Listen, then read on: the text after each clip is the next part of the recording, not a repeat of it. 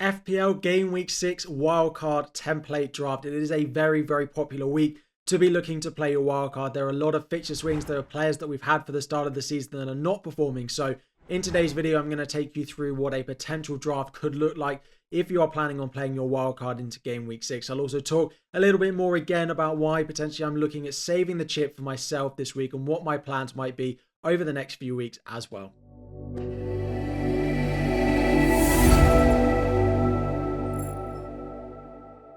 What is up everyone, FPL Harry here. Before we dive in, 2,000 likes is the aim. Subscribe if you are new around here, and it is a wildcard draft.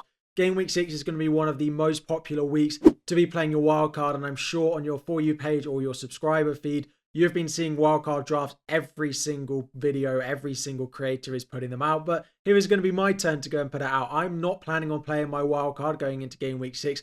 As a disclaimer, this is a video for you looking to play it as a potential template that you could be looking to build off. It is something I can afford using the budget that I have, but if you have a slightly lower team value, there are a potential couple of few ways that you could potentially downgrade in order to be able to afford this team going into Game Week 6. Before we dive in, my newest podcast, Know the Score, which is a Premier League review. We also have questions. We have a prediction league with prizes as well, has just dropped. I'll put the link above to the YouTube channel. It's also available on podcast platforms. Just Know the Score. Simple 3 words. Make sure you go and check it out. All the support. It's a big new project for me, and all the likes, the comments, the duration of views as well is really important to the YouTube algorithm as well. So if you want to go over there, ask any questions about FPL, or just watch the pod and let us know what you think, that would be fantastic. But let's have a look at the wildcard draft. I've said for quite a few number of weeks that if I was going to wildcard, I would go with David Raya in goal, and that is no change here. He would be set and forget. Now, there was a picture of David Raya leaving the stadium against Manchester City with a bandage on his knee. It looked and it sounds like he got a cut to the knee, so he should be available going into next weekend where they play a good fixture at home to Leicester. And of course, they've got a good few games after that, including Southampton at home and then Bournemouth away. That was the one I was trying to remember. And they have a great run of fixtures and they are the best defence. As the backup, you can practically pick any 4.0. I've actually gone with Begovic, who's Everton's backup. I don't ever plan on tripling up on Everton, so I don't mind it using up a space from their team. And he's really low owned, so the chances of a price drop with people selling him does feel pretty low at the moment. But of course, he is a backup, so in case Jordan Pickford got injured, he would start getting a few minutes. Moving into defence, we do have, of course, Gabriel. I think there's going to be no wildcard that's being built without Gabriel in there. He has 5 returns in the first 5 game weeks, 3 clean sheets and 2 goals. He's absolutely flying in terms of returns. He's scoring goals and they look so good defensively. And I do think that the double up on the Arsenal defence is the way that I would go. It is the best long-term strategy for me if you're on wildcard this week. Double up on the defence, set and forget, and just play them every single week. Do not overthink it. Do not worry about benching them potentially when they've got Liverpool, Newcastle, Chelsea in a run. Just double up on them and play them every single week. We have decided to stick with Trent. Maybe the assist that he got and the big 11-pointer that he got in Game Week 5 maybe forced my hand to try and add this into the wildcard draft, but we have decided to go with Trent. I do just still want a piece of that Liverpool defence and the Liverpool attack as well with Trent, which is what he offers going forward. He's top 4 expected goal involvement amongst all defenders. I still think he's worth it, even when the fixtures start to get a little bit more difficult and he is in there. We've gone with 2 4.5 million options who rotate really, really well. Mazraoui of Manchester United, a couple of difficult games over the next 2, but I think from about Game Week 8 onwards, Manchester United go on a really nice run, and at his price, the way he's getting forward and the clean sheet ability, I really like him as an option.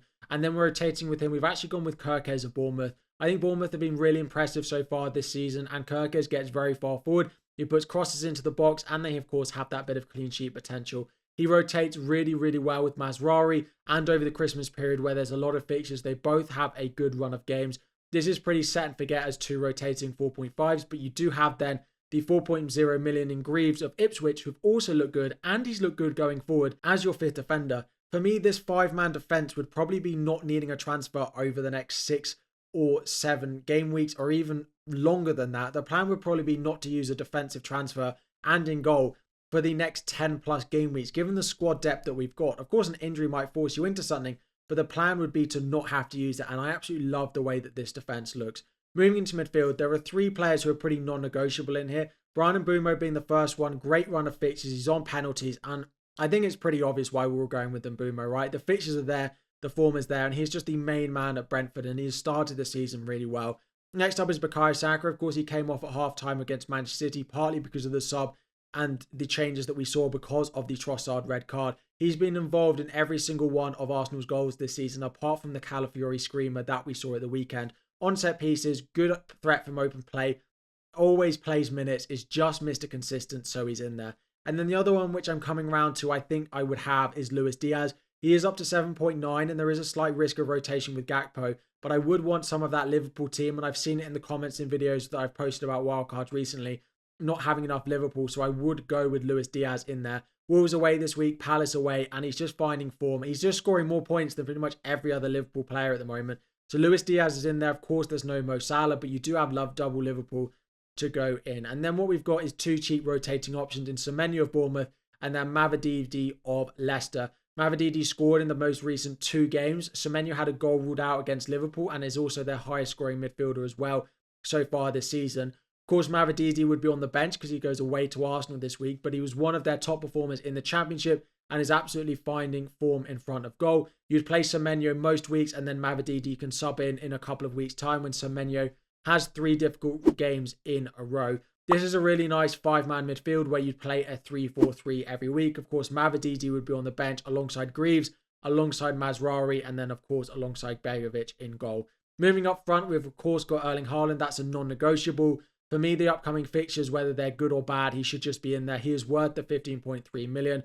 It's a good fixture going away to Newcastle, and he'll likely be the captain over Saka this week, despite maybe a slightly difficult fixture on paper in comparison to what Saka has. But on paper, Haaland is in there and there's not much negotiation there. Then you have one mid-price forward and one cheaper forward. If you wanted to try and get Ollie Watkins in, you'd probably have to sell Trent or Luis Diaz, and I don't think we have the money for that. So I've gone with Dominic Solanke. Again, this could also be Nicholas Jackson, but the long-term fixtures for Spurs are better. So I have gone with Dominic Solanke. Of course, he got his first Spurs goal at the weekend. They do look pretty good going forward. Manchester United away is not fantastic, but after that, the fixtures do look really nice. And then we've gone with Chris Wood. Chris Wood might seem a little bit reactionary, but once you know he's on penalties, he is playing for a better team than probably Jamie Vardy and Dominic Calvert-Lewin is at the moment as well. If you wanted to go for Calvert-Lewin, Vardy, Acuna, or someone else in at that price range, I don't mind that at all. But I probably would go with Chris Wood based on the next 5 fixtures, and he's on penalties as well. As I say, I can afford this team, but if I couldn't, there are a few players that I would look to downgrade. Mavididi down to Rodgers or even down to Carvalho at Brentford is an obvious one and probably the number 1 place I would look to go and downgrade. If you're still short, you could always go down to the 4.5 million option Dibbling at Southampton.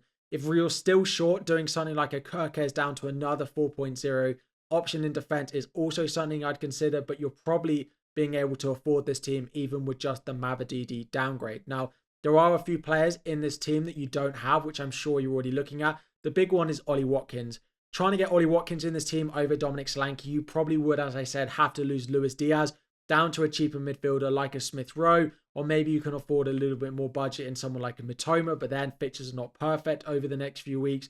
You could even do Luis Diaz down to Eze and try and squeeze Dominic Solanke up to Ollie Watkins. That way, I don't mind it. Or you could downgrade Trent, for example, in your defence to someone like a Pedro Porro, or even go for a triple up on Arsenal if you decided not to go to Bukayo Saka. That feels like the big one that is missing from this draft, but I do like the way that it's built. Now, to talk a little bit about me, I love this wildcard, and the more I look at it, the more it tries to tempt me to go and play the wildcard this week. But if we compare this to the team that I've got, I have got Gabriel, I've got Trent, and instead of the 2 rotating options, I've got Pedro Porro. In my midfield, I've got Mbermo. I can go and get Saka in place of Salah this week. I don't have Semenyo and Mavididi, but I've got Rodgers and Smith Rowe instead. I've got Eze instead of Luis Diaz, which does feel like a downgrade, I grant you. Up front, we've got Wood and we've got Haaland. Instead of Solanke, I've got João Pedro, which is a slight downgrade again. So it feels like the 3 players I'm missing is David Raya, Luis Diaz, and then another forward in Dominic Solanke. I can fix one of those this week, as I've mentioned in my transfer plans video that I did the other day. So I do still plan with a -4 holding the wildcard. But the more wildcard drafts I see posted, and the more I try to put them together for you to have a look at, the more it tempts me every single week to go and play the wildcard. So this is roughly what I would do. Again, I did get a nice green arrow this week. We'll review all of that in my team section video on Thursday. Let me know questions you have if you're on wildcard or if you're not. Drop it all in the comment section down below. Do my best to answer all of the questions in the first 30 minutes of every single video as well. If you haven't already, check out my new podcast, which will be linked in the top of the description as well. Have a lovely week. There is a video. It is a busy week of FPL, right? I had a video up on Sunday. I recorded the Off the Bench podcast with the Premier League on Monday morning, then my podcast. Then there's a video on Tuesday morning. I'm recording 3 pieces of content on Monday. Video on Tuesday morning, video on Wednesday morning, video on Thursday morning, video on Friday, content on Saturday with a stream, and then a video on Sunday as well. So if that's not a reason to subscribe to the channel with all that we've got over the next week and throughout the season as well, hopefully that's a good enough plug.